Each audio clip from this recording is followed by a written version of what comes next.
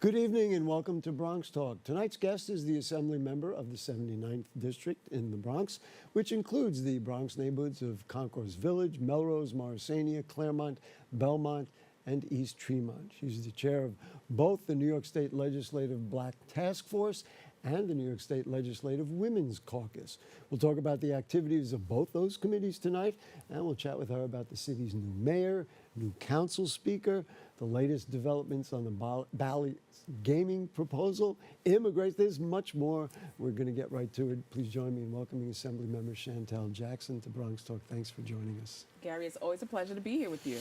We got a lot to talk about. So much.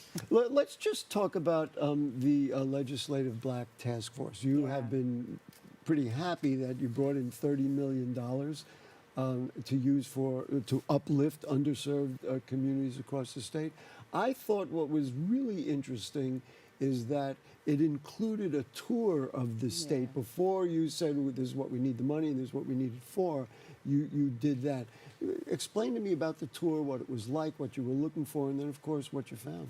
Sure. So the tour just came out of me wanting to know from the public, what do you think we should spend this money on? And so we wanted to make sure that we were able to hit all the major cities. So we hit the big five cities, plus Long Island and Binghamton, which I thought was one of the big fives, but wasn't, and all the 5 boroughs. What we've heard at every single tour was that people need help with capacity building for their nonprofits. They need help with violence interruption, health benefits. All of those things that we would normally hear right here in the Bronx, I've heard right across the state. I know, you're telling me that, and I'm going, well, that's what you get when you're over on the Grand Concourse. I could have stayed here, right? Yeah, exactly. And who was involved in telling you that? Now, were these specifically black communities? And you reached out to local not-for-profits, that kind of thing, in those areas? Yeah, pretty much that. So we have members, there are 35 members in the Legislative Black Task Force. And so we went into their district. They helped us with recruiting, bringing community members to the meeting. And they pretty much assembled and told us what they needed in that district. And we've had a record number of people apply for this funding. So I want to ask you about specifically the funding, and I think it's instructive to people to let them know this is how it works.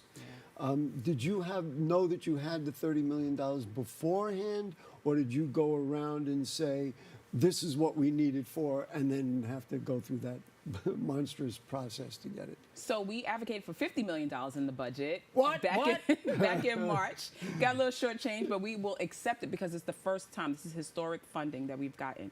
So back in March, we asked for $50 million in the budget. We got $30 million, along with the Puerto Rican Task Force got $30 million, and the AAPI Task Force also advocated for $30 million. So $90 million in the budget.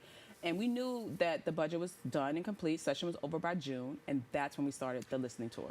I have the list here: New York State Urban League, United Way of New York State, Elm Corps, the Federal Protestants of Welfare Agency.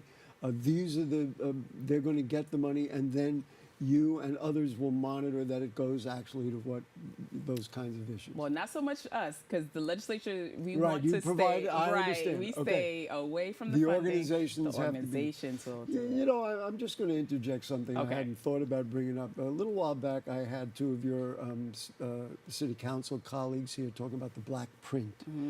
And some of the reading I've been doing about the history of the Bronx, and certainly the community of Morrisania, which you know very well, for almost the first time, there is actually a movement among black New Yorkers, black Bronxites, to say we are a unit. We are here. Okay, I knew you knew the word for it, and so that really it's fascinating. It's wonderful. And then hopefully those things will go to address a lot of those issues. So the black print was made with the city and state. So myself and Councilmember Althea Stevens, we sat together with a number of our colleagues and created this black print because we want to make sure that I didn't realize it was a state issue. State and city issue. So they have their black task force at the city level, and we have ours at the state. It was Kevin Riley and Althea.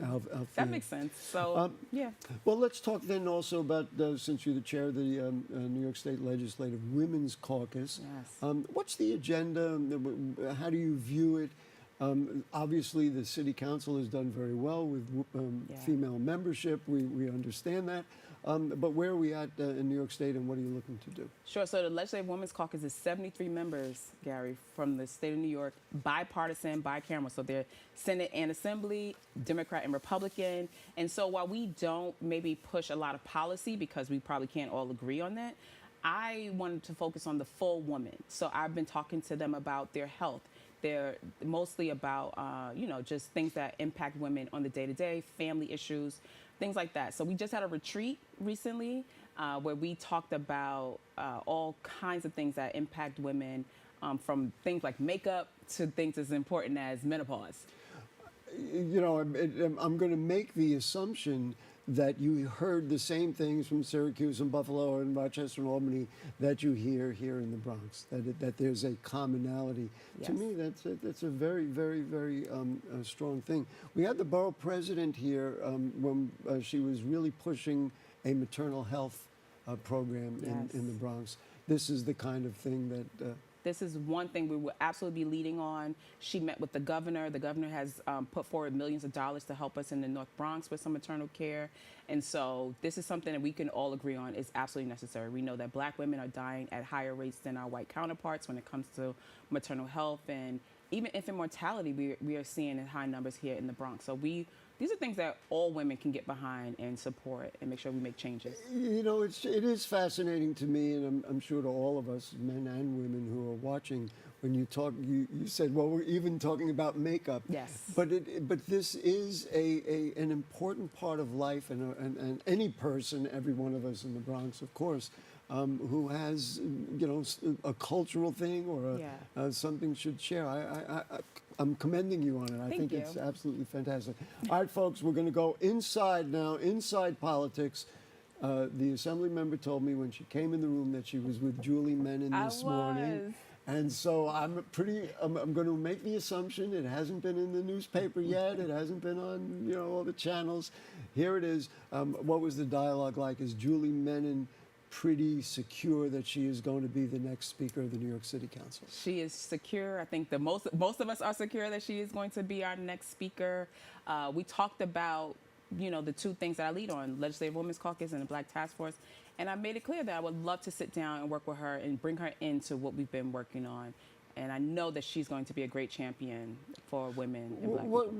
What about her, do you think, and I realize that's not what you vote on, but what about her a profile you think attracted city council members to say, because our Bronx council member Amanda Farias her name was out there. Yes. She's the majority leader. What swayed it toward Ms. Menin? I mean, listening to my city council members, a number of them went with her because they felt like she took care of them, like she was there to support them early on, and she's willing to work with them during this administration that we have coming up.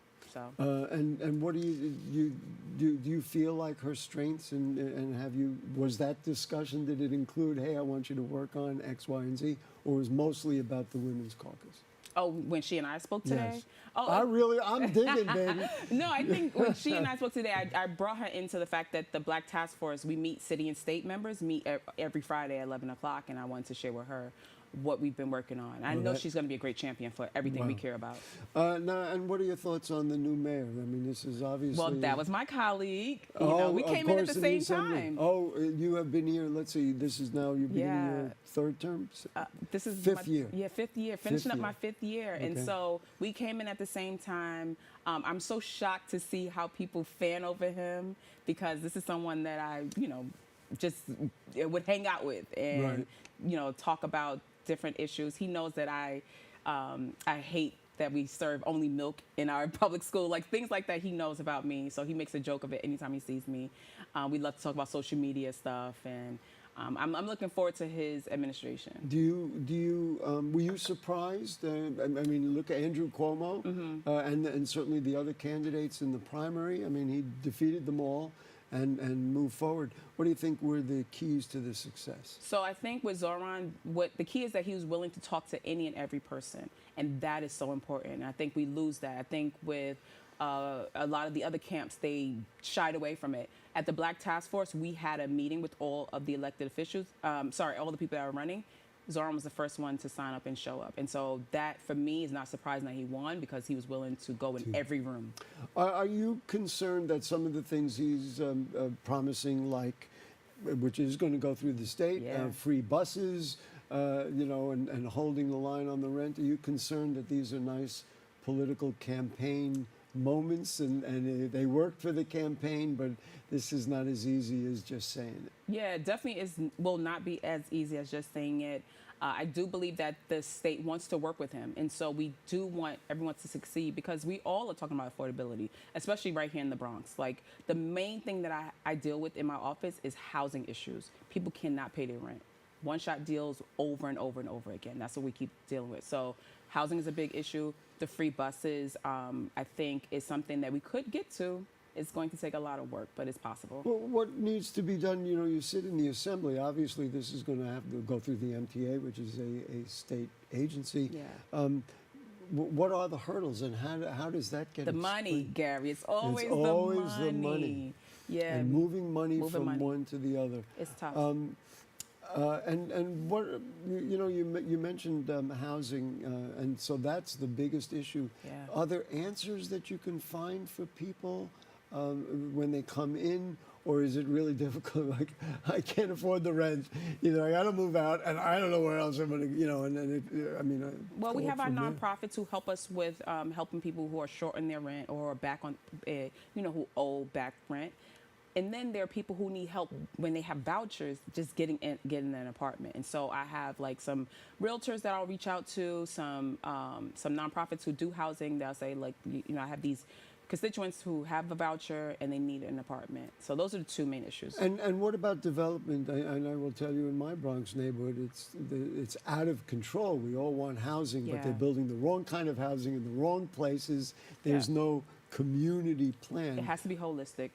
You cannot just put housing there. You have to think about the schools. You have to think about the parks. You have to think about supermarkets. Like, I have a housing development that's going up for seniors, but I'm asking them, well, where will they shop? Because, this area is not conducive for that type of, person to live. So I'm just very interested. So who do you ask? Do the developers, are they open to talking with you? And are these development agencies, or just a developer who comes in and says, they usually have a lobbyist, and and you work with them? We work with everyone. I will talk to any and everyone. Are you satisfied with the development because there is construction going on all over the Bronx? There's always construction. All different type.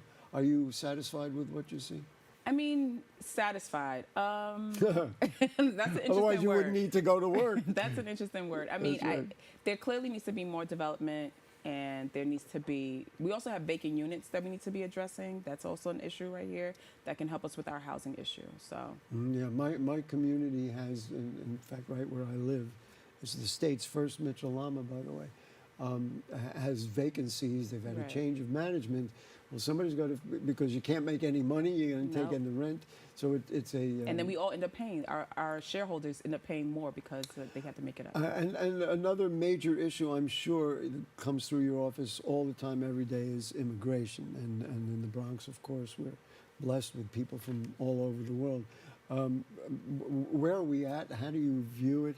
And then, of course, not yet, but I will ask you the next question. What happens if it gets more difficult for immigrants in our Bronx? I mean, listen, Hamilton has a great line that says, immigrants, we get the job done. My mom is from Belize. And so this country is built on the backs of immigrants, some who were imported, who were stolen from their land and brought here. But I think what we have to do is continue to honor people's civil rights. And I'm teaching political science at Monroe University this year, and this is something that we're constantly talking about. We cannot infringe on people's civil rights, civil liberties. It's important that we do things the right way. Do you think that people are understand their rights and have been notified of their rights? And then, of course, I guess that is the next question. Yeah. Then what happens if, the president has talked endlessly about wanting to do something in New York. What happens if they come into Bronx neighborhoods in the way that they, for example, were downtown. Well, we saw Chinatown we and saw what elsewhere. happened in Chinatown, and I saw a lot of my colleagues out there on the forefront just combating those issues. We're going to fight. The Bronx is ready, always ready for a fight. We know that you know, immigration is an issue that we cannot just address by just snatching off, people who are working and who are contributing to our society.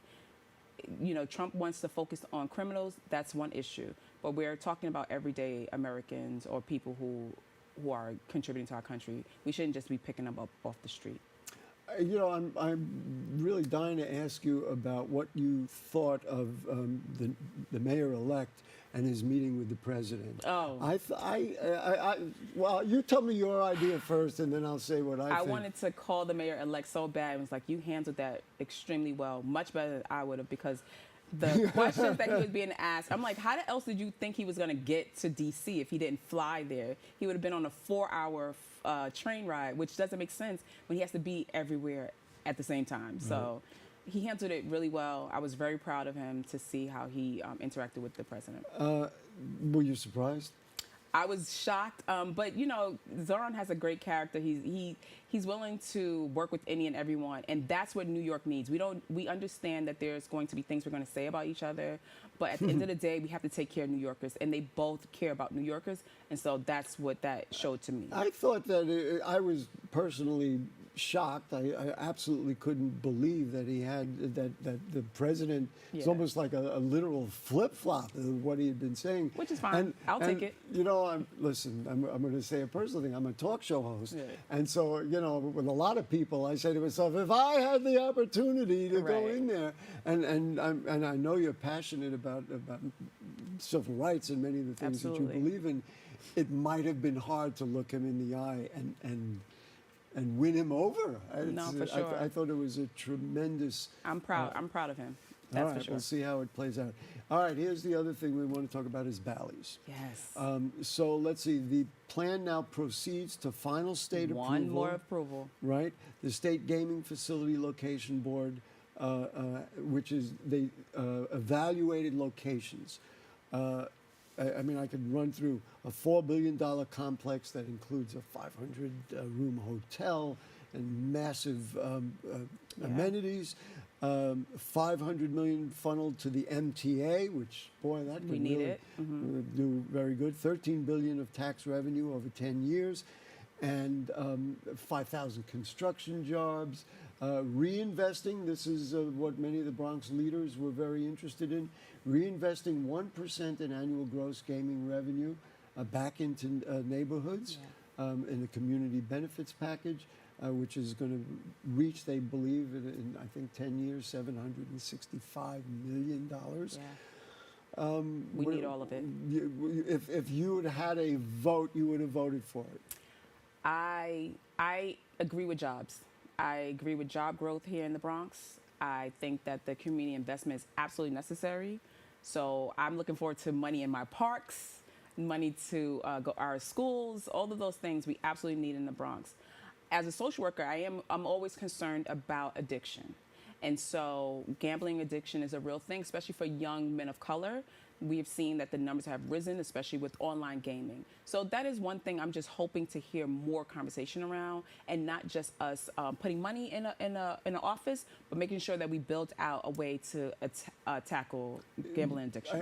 I believe, and this is not based on science or any kind of study, but from what I've seen, it appears much like early alcohol ads and beer ads, and I'm going to use an unfortunate word and say they prey on people that they believe will be, most likely to participate. Yeah. And it seems to fall on young black men.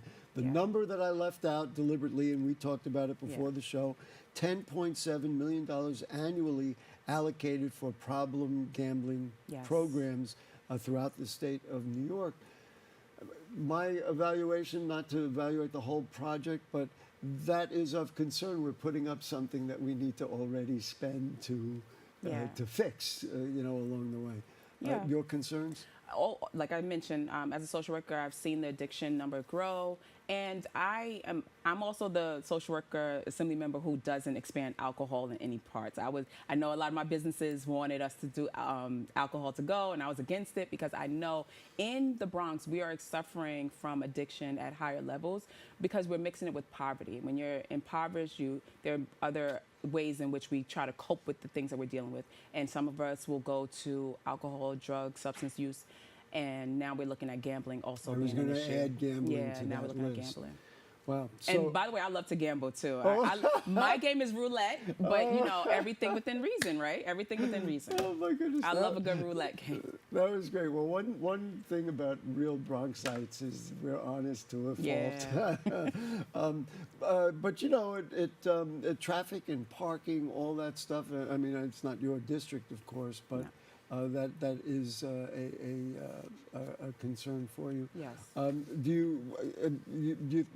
should really mention the other one. So it went to Hard Rock Metropolitan Park. You thought that was a good one? That was a beautiful project, by the way. I went to see it. And Resorts World. Resorts World has been doing a lot of work in the district and the community. That one, to me, makes sense because it's right at Aqueduct Racetrack, and so people, let's just talk about gun safety in your district. And we did a show with the district attorney right after we had that horrible spate at the end of the summer. Yeah. What do you see? New York State has the toughest gun rules. I almost don't have a question. What are your thoughts? Are you exasperated? Is there something left to do, et cetera? This is something that I know I spoke to Mayor Eric Adams about, and I'm going to obviously talk to Mayor-elect about. But we're having a big issue with young people and guns in the South Bronx in particular. And a lot of it has to do with lack of programming, lack of social services.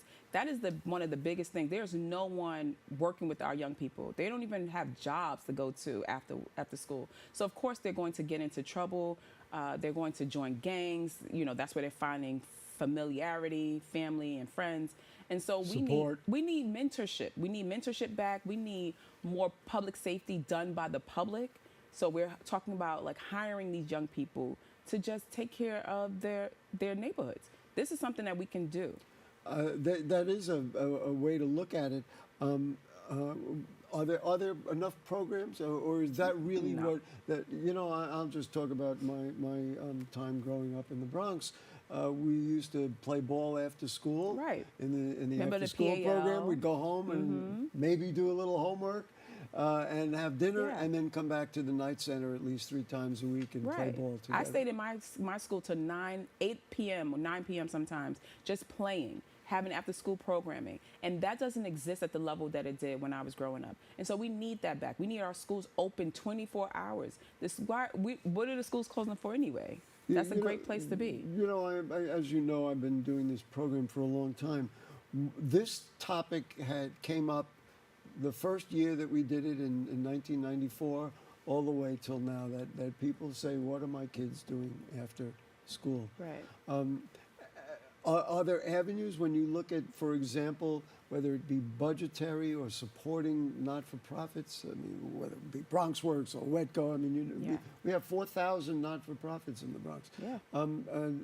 Supporting them, creating new programs, keeping school opens, it's everything you just said. sorry. But the nonprofits, we also have to increase salaries for nonprofits. We can't keep people there if we can't fund them to take care of their family. And also, if nonprofits are getting federal funding and they just experience a massive cut from the federal budget, that's going to be an issue also for New York State, because then we're either going to have to pick up the bill or we're going to have to watch those programs die out.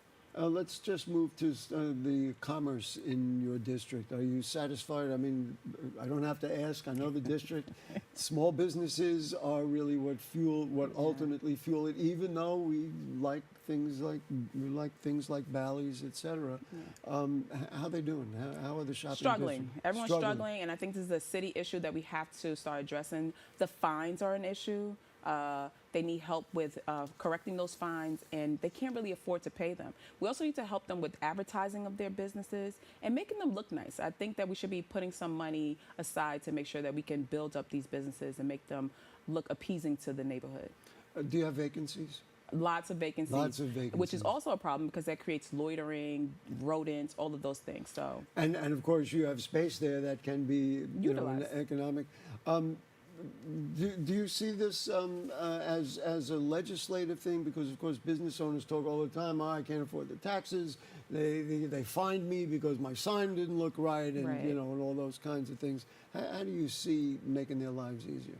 Yeah, I think it can be legislation, but more importantly, it has to be budget. Like we have to put some money into our small businesses, and we have to not just find them, but find out why the situations exist the way they are. And so seeing how we can just work with them to get it approved. A really good evaluation. One good evaluation would be. And bring them to the table, Gary, like you are. They need well, to be they're at the welcome. table. We talk about anything over here. Just to wrap it up, when you get back to Albany after the first of the year, we're going to have a new mayor. Can I assume that you would support the governor, or we'll wait and see? Yeah, I'm supporting the governor. She's done some great work in the Bronx, and we're going to continue to ask her to do more work here in the Bronx. And she's had some respect for our borough. And when you get back there, what is the first thing when they say, okay, Assemblymember Jackson, what do you want to push for? What's on your what's numero uno, dos, and tres? Numero uno is always going to be the Bronx, making sure that we get all the budget asks that we are requesting, but also for the Black Task Force that we're increasing that $30 million to at least 50. At least 50. I think once, I'll just, I've been sitting in this seat a long time. Once it starts to look like there's a result, like all of a sudden maybe, whether it be employment numbers or crime numbers or other things start to go down, and then all of a sudden they'll say, wow, this is a way to do it. Chantel Jackson, thank you so much. Thank you for having me. For joining us during this holiday time of year. I hope you and your family and your child are going to have a nice, happy holiday season. We appreciate you joining us on BronxTalk. Well, thank you for having me, Gary. Thank you. Folks, that concludes our program tonight. We always want to thank our producer. It's Ray Pagnucco. Our BronxNet production and editing crew do a great job. And of course to you too, and she knows it, it's true.